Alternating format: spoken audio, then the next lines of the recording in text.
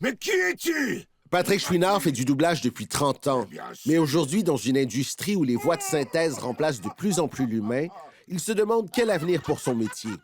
Ça nous donne une belle opportunité de se questionner sur qu'est-ce qui fait notre plus-value, notre humanité. Si on voit ça purement de façon mercantile et rapide, on fait pas le poids, là. Taylor Swift take action to protect her voice and her image.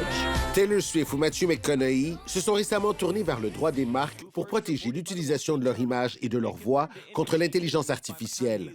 Cette inquiétude-là de grandes vedettes internationales fait juste confirmer qu'on a tout à fait raison de craindre le pire. Pour l'Union des artistes, c'est le combat du siècle, pour ne pas dire du millénaire. Plusieurs experts estiment que le cadre légal canadien peine à suivre le rythme effréné des avancées technologiques. Traditionnellement, on est plutôt attentiste qu'autre chose.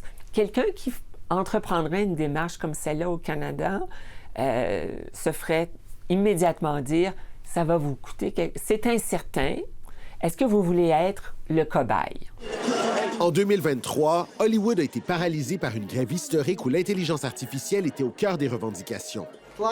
Dans une industrie fragilisée par les compressions, la tentation de réduire les coûts grâce aux nouvelles technologies est immense, et au Québec aussi. Ça ouvre effectivement un nouveau front par rapport aux outils d'intelligence artificielle, les marques de commerce. Je pense que c'est comparable certainement à l'époque de Napster, à l'époque des plateformes de piratage. Récemment, le géant IQEE, l'équivalent chinois de Netflix, a provoqué une levée de boucliers en annonçant avoir numérisé des vedettes pour utiliser leur image et leur voix sans même qu'elles n'aient à mettre les pieds sur un plateau de tournage.